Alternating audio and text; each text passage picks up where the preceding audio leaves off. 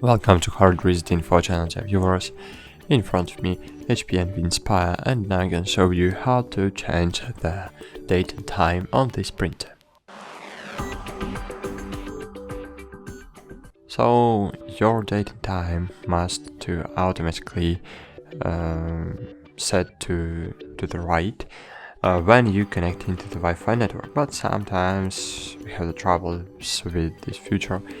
So sometimes we need to open settings, click preferences, click date and time, and here set the date.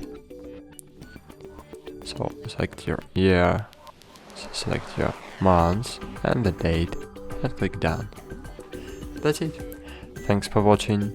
Like this video, subscribe to our channel, and bye. See you.